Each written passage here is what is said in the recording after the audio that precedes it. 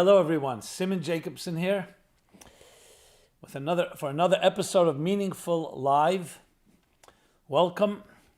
Being that this week is Purim, the festive holiday of Purim, events that happened in Persia, ancient Persia years ago, thought really appropriate as part of an ongoing series of biblical events decoded, that we'll speak about Esther's secret. Why Jews celebrate her every year on Purim. This program is dedicated by Adam Ratkin in loving memory of his wonderful Zaidi, Irving Fishman, Shmuel Yitzchak ben Avraham. May his neshama, his soul, be in the highest light of God, Hashem, and may his memory be a blessing. Esther's secret. We all love secrets. Now, as soon as you hear something is a secret, you right away want to know what's going on. As a matter of fact, a lot of misinformation and disinformation out there all begins by calling it a secret. What the best way to spread a rumor, a false rumor, is by saying there's a secret. We can't. Those announcements about a war breaking out in a certain city, they're all untrue. As soon as people hear there's some secret, there's actually an expression. There's a verse that says that stolen waters are the sweetest. People like the taboo, they like the secrets, the unknown. But then there are true secrets, not misinformation. And that's really, when you talk about Esther's secret, actually, it literally means that. In Hebrew, the word Esther means concealed, covered. It comes from the word haster ponai, a verse in the book of Deuteronomy, which means I have covered and concealed my face. A double covering, no less. And that's what Esther means. The word Esther means covered, concealed. And the reason for that is, on a very basic level, is because what you see is not what you get.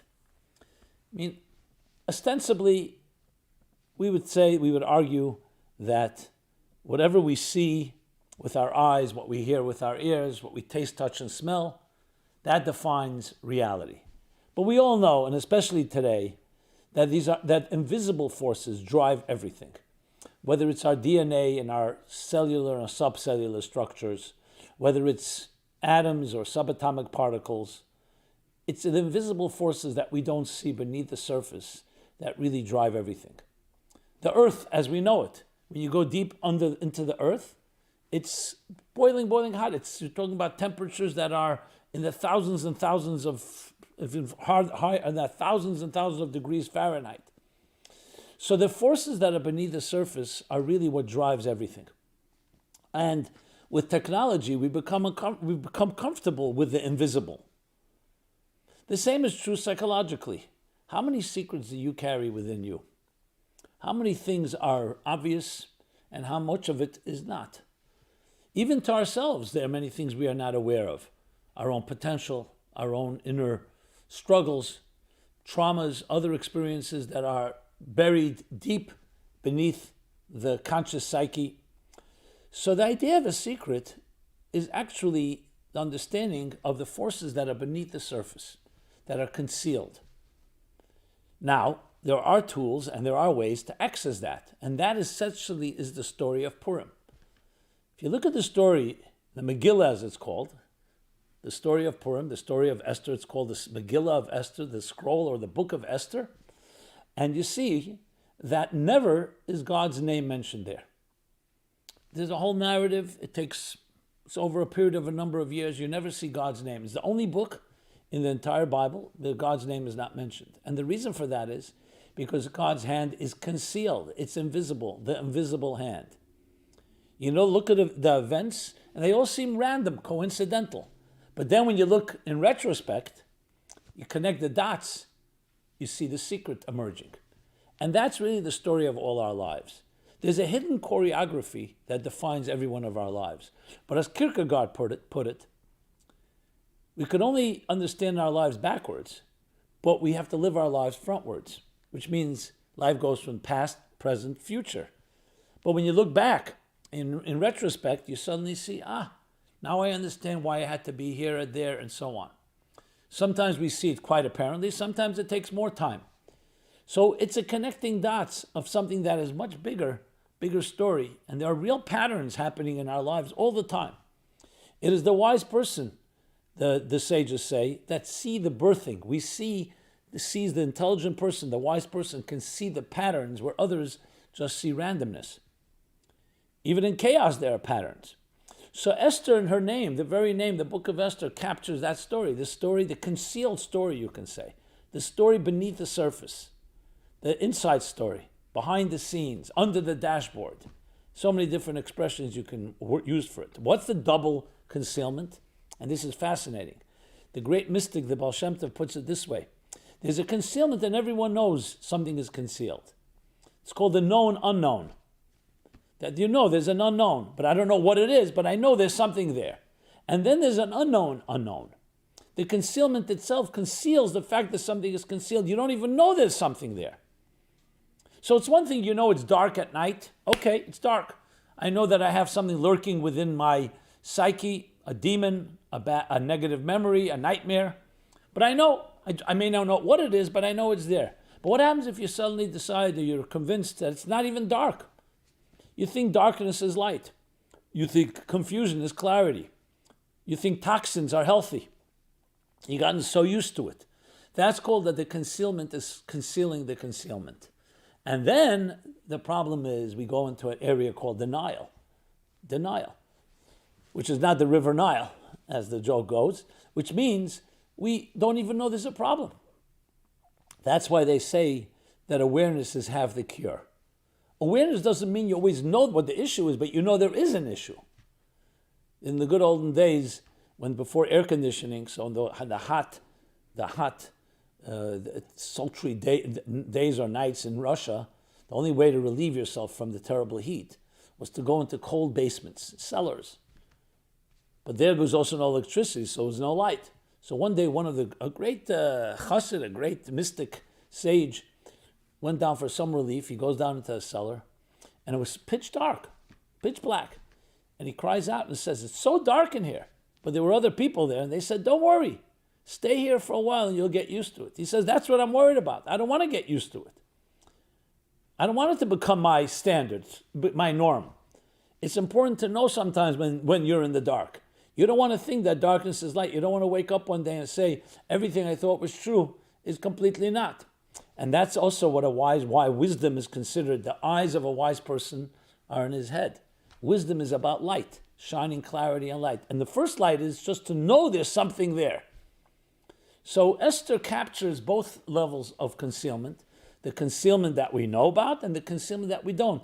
And the goal is obviously to access it, to bridge the hidden and the revealed. Because the healthiest life is when you're able to access that which is concealed. And concealed doesn't always mean some deep, dark secret. Concealed simply could also mean your potential, your tremendous potential. And that's the beauty of this story. The beauty of the story of your choreography. Can you reveal the patterns? Can you reveal the story, the narrative, connecting the dots of your life so then life can make sense?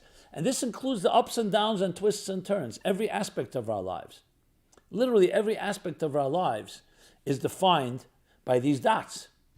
When you're able to do that, life changes, because then it's about navigating the vicissitudes.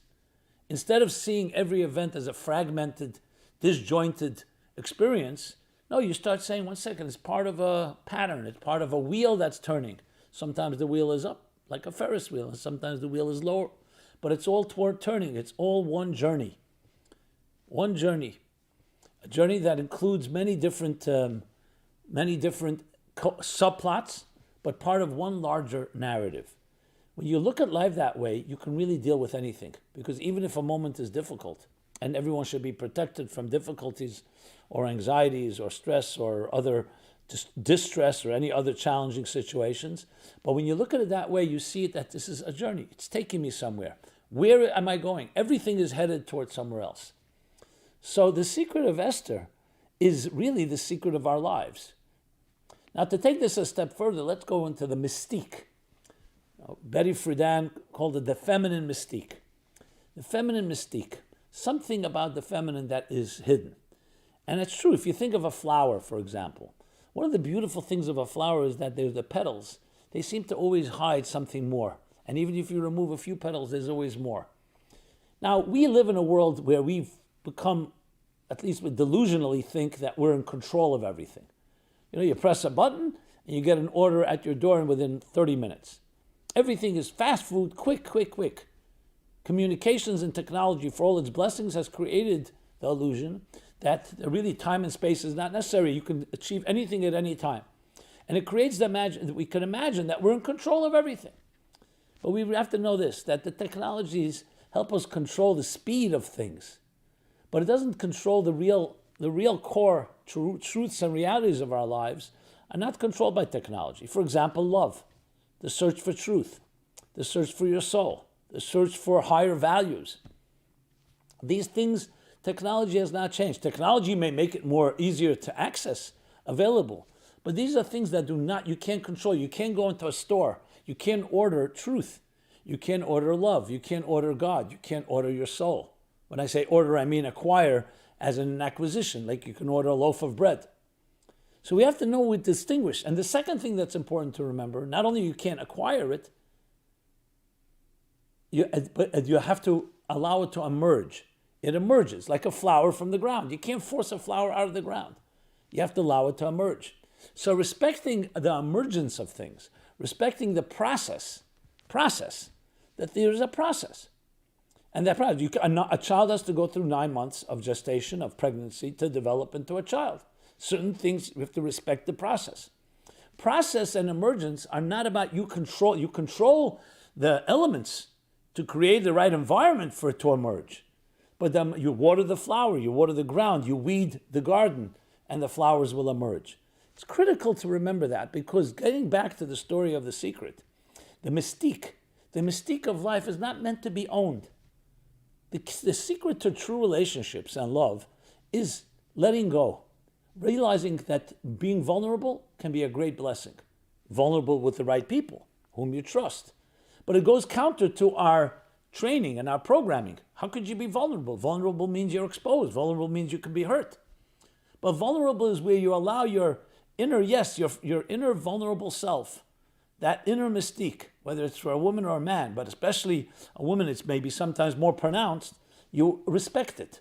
And it doesn't mean you have to own it. Love doesn't mean you have to understand everything about your partner. It means that you embrace and you celebrate the mystique. You celebrate the Esther, the concealed. And you celebrate in a way of recognizing, it's really beautiful that there's some things I don't own and I don't control. And I have to just allow them to emerge. I just have to allow myself to be. So it's really the essence of a true healthy relationship, that there are things that should remain a form of mystique. Sexuality is a mystery. With all the books written and all the studies and everything in this modern society, it's still a mystery. It's still elusive.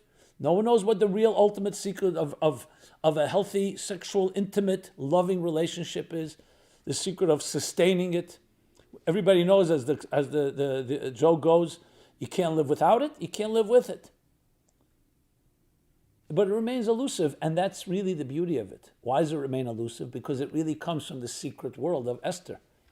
It comes from beneath the petals. It's the hidden worlds. And though we can access it as an experiencing and a living it, but it's fine that it remains beneath the surface, that some things remain not completely scientifically analyzed. You don't want to dissect love to the point that you destroy its romantic, its subtlety, its mystique, its mystery. The mystery is good. So even though we continue to explore and we try to understand deeper levels, that's perfectly natural for a human being to do. But you have to always remember, every level that you discover, there's always going to be another level of Esther, another concealed level. Just like you climb a mountain. So yesterday's horizon, today you've conquered. But then you see a wider horizon, a broader horizon. And as you climb higher, the horizons expand even further. And that's part of the beauty of it. The ultimate of knowledge is to know that there's more to know. The ultimate of knowledge is to know the unknowable. And knowing the unknowable sounds like a paradox, but it's actually a beautiful concept. And it's reality of life. It's not the illusion that we own and control everything, we have to understand everything. True understanding is being in awe of a reality greater than yourself. And when you have that in your system and you recognize that, that will resolve so many issues, eliminate so many frustrations. All this is hidden in the petals of Esther. Now, it's interesting, I mentioned petals quite a few times, flower. Remember, Esther is also called Shoshana. It says Esther Shoshana. Shoshana is a rose. What is a rose? A rose is a symbol, maybe the ultimate symbol of love and flowers. But it also has that, first of all, that fragile side to it, that sensitivity. But the petals, they reveal something. And there's something about it that just always remains, something that captures our imagination because it's beyond us in a certain way. Yes, you can, of course, you can dissect, you can pull apart the petals and get to the core of it, but that's not the beauty of the flower. The beauty of the flower is when you actually leave it be, let it open when it opens, let it close when it closes, and allow it to blossom, allow it to expand itself. The beauty of life itself, when you see a child developing, you don't force it, just watch, observe, respect, celebrate the emergence of deeper and higher beauty.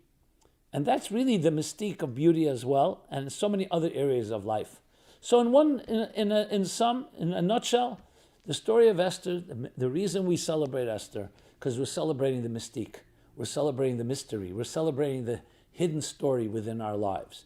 Yes, we try to understand as much as possible, and we reveal as much as possible, and we try to connect the dots, but there's something beautiful about that type of mystery. Imagine we actually could predict everything that will be in the future, a crystal ball. You think you really would be happier? There's some things perhaps that should emerge, some things that we should not know beforehand. Let it happen when it happens. Let us do what we have to do and let that emerge. Respect the process and the emergence of things. And there's so much more that can be said. That's essentially the meaning of Esther, and which also explains why the book is called the Book of Esther.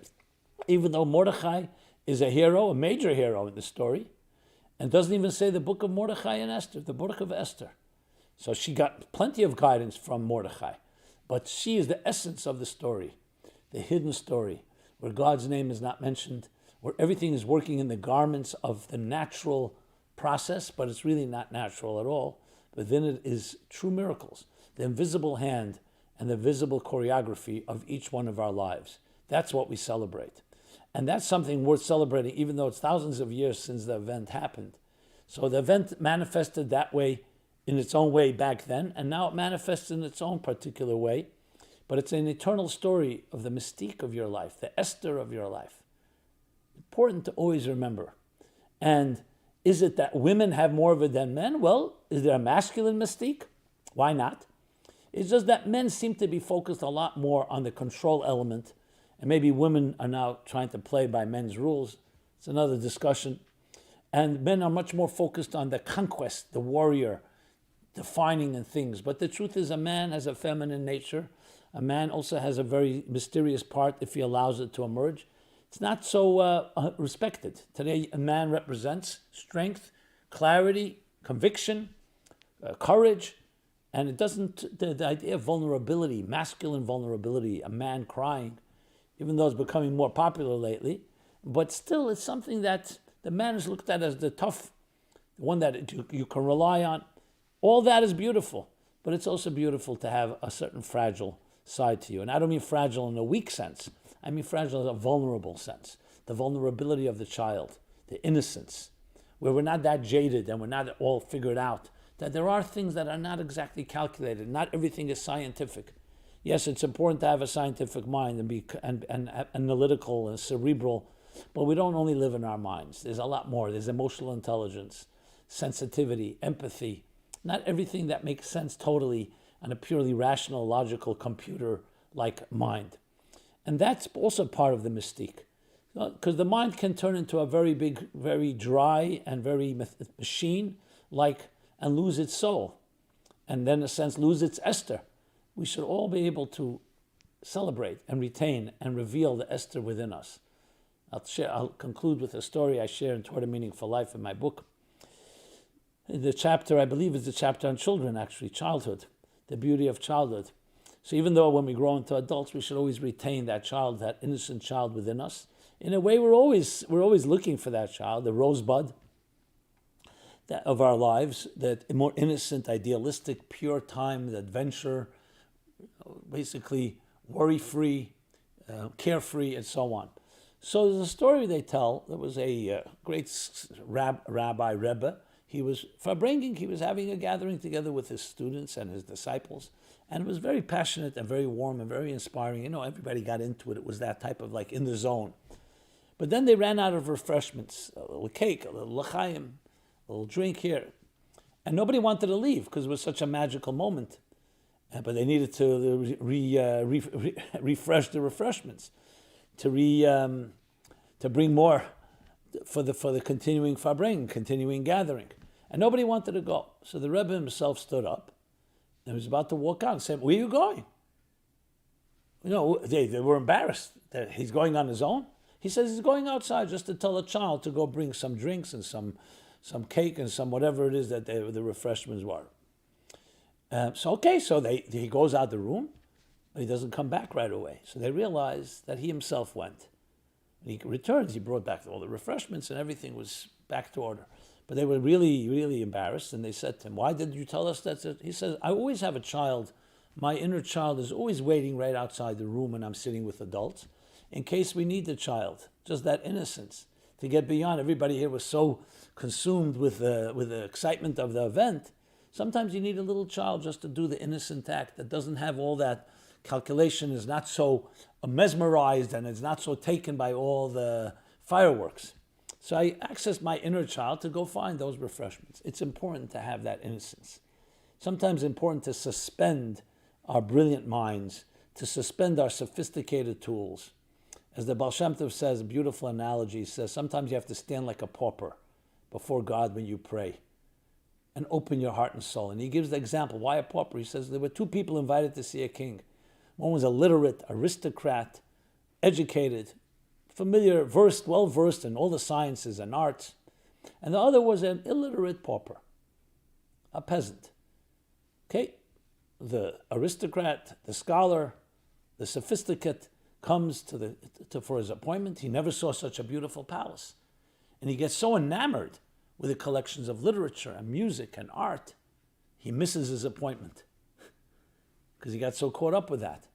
Then comes the peasant, the simple one. He doesn't appreciate any of that. So he walks right through all those chambers and walks straight into the inner chamber of the king and has his appointment. And there he asks for everything, including the blessing that he should have the wisdom to appreciate all the glory and all the majesty. Says the Baal Shem Tov, sometimes we need to suspend our sophistication. Just be innocent, simple. The mystique of Esther. And then you can embrace the essence of things. Then you want to express it into intelligence and emotional and other forms of expression and experience. And you really want a combination of both, the best of both worlds.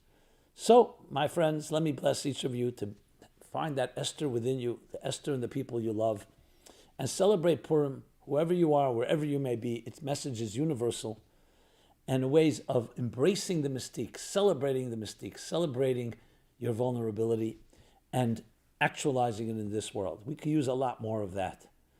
That will be the best way to preempt and eliminate war, conflict, discord, and all the other petty things that often, or not so petty things that often separate us. Because this level connects and unites the invisible quilt, the invisible story behind the story. Everyone be blessed, and may you celebrate and access that dimension and actualize it in your life. This has been Simon Jacobson, meaningfullife.com. Please, love to hear your thoughts, your comments, your feedback, and of course share and subscribe to our YouTube channel, which has been growing. Let us celebrate together and individually the great mystique of life and the mystique in each one of us. Thank you so much, and be blessed, and a happy Purim to all you, to everywhere, wherever you may be. Thank you again.